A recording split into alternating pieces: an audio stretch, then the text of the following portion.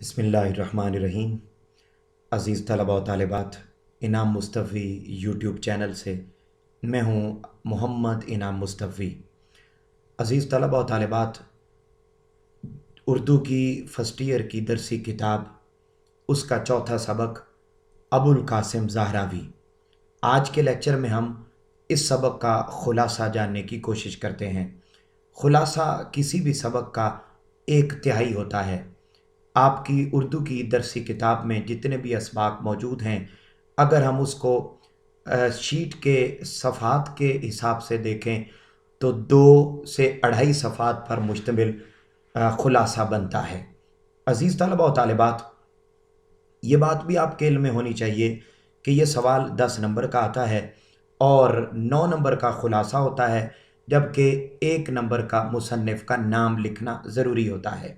جب آپ سبق کا خلاصہ لکھنا شروع کریں، نئے صفحے سے شروع کریں، رائٹ سائڈ پر دائیں جانب ڈبل مارجن لائن لگائیں، درمیان میں 605 کے مارکر کے ساتھ سبق کا عنوان یعنی ابوالقاسم زہراوی لکھیں، پھر نیچے لفظ خلاصہ لکھیں اور پیج کی بائیں جانب مصنف کا نام مارکر کے ساتھ ضرور لکھیں۔ اس سبق کے مصنف ہیں حمید عسکری۔ عزیز طلباء و طالبات، خلاصہ پورے کا پورا ایک ہی پیراگراف میں لکھنا ضروری ہوتا ہے، الگ الگ چھوٹے چھوٹے پیراگراف بنا کر نہیں لکھا جاتا۔ آئیے دیکھتے ہیں اس سبق کا خلاصہ کیا ہے۔ حمید عسکری نے اس پورے سبق میں کیا بات بیان کی ہے، اس کو 1/3 آپ کے سامنے لکھا ہے۔ میں اس کو ریڈ بھی کر دیتا ہوں اور اس کے ساتھ ساتھ آپ کے سامنے یہ مکمل لکھا ہوا ہے، آپ اس کو اپنے رجسٹر پر لکھ لیجئے۔ سننا ضروری ہے تاکہ الفاظ کی ادائیگی اور اردو کے الفاظ کا تلفظ بھی ہمارا درست ہو سکے۔ سبق ہے حمید عسکری کا لکھا ہوا، وہ بیان کرتے ہیں کہ اندلس کی اسلامی ریاست کے بعض نامور سائنسدان بلا شبہ اپنے فن میں مکمل مہارت رکھتے تھے، لیکن اس دور کی سب سے عظیم شخصیت جس کے کمال کا لوہا صدیوں تک اہل یورپ مانتے رہے، وہ ابوالقاسم خلف بن عباس زہراوی ہے۔ اسپین کے مشہور حکمران عبد الرحمن الناصر نے اپنی ملکہ کے نام پر ایک محل قصر زہرا تعمیر کروایا تو دیکھتے ہی دیکھتے اس کے گرد ایک شہر آباد ہو گیا۔ ابوالقاسم زہراوی کی ولادت شہر زہرا میں ہی ہوئی۔ ابوالقاسم زہراوی کے آباء و اجداد اندلس ہی کے رہنے والے تھے۔ اس کی ولادت 936 عیسوی میں ہوئی۔ اس وقت اندلس کا دارالحکومت کرتبہ عروج پر تھا۔ اس شہر میں 3600 مساجد، 60,000 بلند و بالا عمارتیں، عام لوگوں کے لیے 2 لاکھ مکانات، 8,000 دکانیں اور 700 حمام تھے۔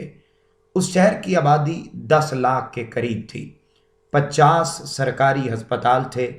کرتبہ کی شاہی لائبریری میں 2 لاکھ سے زائد کتابیں موجود تھیں۔ کرتبہ یونیورسٹی جو اپنے وقت کی عظیم ترین یونیورسٹی تھی، جہاں مختلف مضامین کے جلیل القدر علماء تعلیم و تدریس اور تحقیق و تالیف میں مصروف رہتے تھے، یہی وہ ماحول تھا جہاں ابوالقاسم زہراوی نے اپنا لڑکپن اور جوانی گزاری۔ اس علمی ماحول سے اس نے پورا فائدہ اٹھایا، طب میں مکمل مہارت حاصل کی اور تعلیم مکمل کرنے کے بعد شاہی شفا خانے سے منسلک ہو گیا۔ یہاں اس نے عملی تحقیق کا آغاز کیا اور تھوڑے ہی عرصے میں جدید علم الجراحت کا موجد اور اپنے زمانے کا سب سے بڑا سرجن بن گیا۔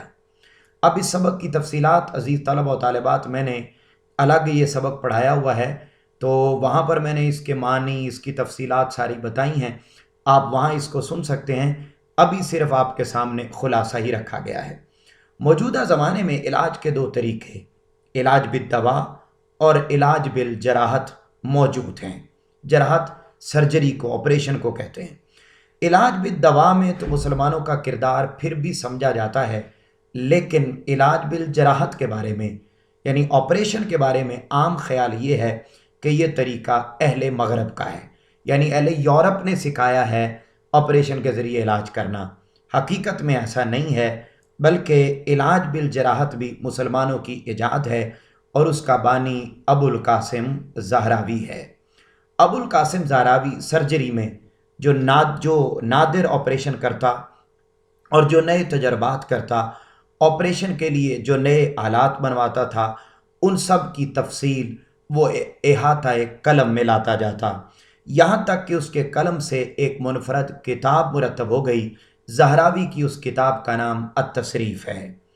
اس کتاب میں علاج بالدوا اور علاج بالجراحت کے بارے میں لکھا گیا ہے، لیکن التصریف زیادہ تر علاج بالجراحت والی کتاب ہی سمجھی جاتی ہے۔ اس کتاب کے 3 حصے ہیں۔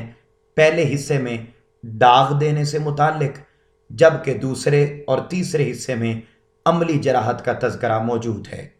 اس میں مختلف بیماریوں کا علاج بذریعہ جراحت یعنی آپریشن بتایا گیا ہے۔ نہ صرف علاج کا طریقہ بتایا گیا ہے، بلکہ مختلف بیماریوں کے آپریشن کے دوران جو آلات استعمال ہو سکتے ہیں، ان آلات کی تصاویر بھی شائع کی گئی ہیں۔ التصریف سے پہلے جراحی پر اتنے پائے کی کوئی کتاب مرتب نہ ہوئی تھی۔ تصریف کی نمایاں خصوصیت یہ ہے کہ مصنف نے اپنے تجربات کی روشنی میں سرجری سے متعلق ایسی تصریحات کی ہیں جن سے طبی دنیا اس سے پہلے بے خبر تھی۔ زہراوی نے بڑے سادہ اور عام فہم انداز میں بغیر کسی اضافی تفصیل کے تمام پہلوؤں کو سامنے رکھا ہے۔ اہل مغرب مسلمانوں کا نام بگاڑنے میں خاص شہرت رکھتے ہیں۔ انہوں نے ابوالقاسم کے لیے بھی ابوالقاسس، البوقاسس اور الزہراویس جیسے نام رکھے ہیں۔ اہل یورپ ابوالقاسم زہراوی کی فنی قابلیت کے معترف ہیں۔ وہ جا بجا اپنی کتابوں میں اس کی کتاب کے حوالے دیتے ہیں۔ ان میں سے بعض ابوالقاسم کو فن جراحت میں استاد کامل کی حیثیت سے تسلیم کرتے ہیں۔ زہراوی کی کتاب صدیوں تک یورپ کی تمام بڑی یونیورسٹیوں میں داخلے درس رہی اور مغرب کے سرجن کتاب کے مندرجات کو سند کے طور پر پیش کرتے رہے۔ عزیز طلبہ و طالبات، التصریف کے دیگر زبانوں میں تراجم بھی کیے گئے۔ اس کا لاطینی ترجمہ سب سے پہلے وینس سے 1497 عیسوی میں شائع ہوا۔ اس کے بعد اس کے متعدد لاطینی ایڈیشن شائع ہوئے، جن میں عربی کتاب کی اصل تصاویر بھی نہایت آب و تاب سے شائع کی گئیں۔ 1541 میں باسل ایڈیشن شائع ہوا۔ یہ سوئٹزرلینڈ کا شہر ہے۔ اس کتاب کی یورپ میں مقبولیت 19ویں صدی کے آخر تک قائم رہی۔ چنانچہ 1881 میں ایک فرانسیسی لی کارک نے اسے فرانسیسی زبان میں منتقل کیا اور اپنے دیباچے میں اس کتاب کو سرجری کا شاہکار قرار دیا۔ اہل مغرب نے نہ صرف اس کتاب کے تراجم کیے بلکہ اس کتاب کی شرحیں بھی لکھی ہیں۔ عزیز طلبہ و طالبات، یہ مکمل خلاصہ ہے جو آپ کے سامنے لفظ بلفظ لکھ کر آپ کو دے دیا گیا ہے۔ آپ اس کو سنیے بھی، اپنی کاپی پر رجسٹر پر اس کو نوٹ بھی کر لیجئے، اور خلاصے سے متعلق کمنٹ سیکشن میں اپنے خیالات کا اظہار بھی ضرور کیجئے۔ جن طلبہ و طالبات نے چینل کو سبسکرائب نہیں کیا ہوا وہ سبسکرائب بھی ضرور کر لیں، تاکہ اسی طریقے سے آپ کو آنے والے لیکچر بھی اسی چینل پر ملتے رہیں۔ اپنے گھر والوں کا بہت زیادہ خیال رکھیے۔ آپ سے ملاقات ہوگی اگلے لیکچر میں، تب تک کے لیے اللہ حافظ۔